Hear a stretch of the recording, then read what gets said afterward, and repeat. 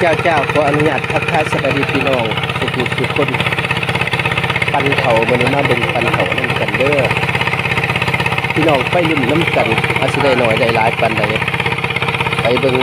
ว่าเลขมันสิออกหยังมื้อนี้นะ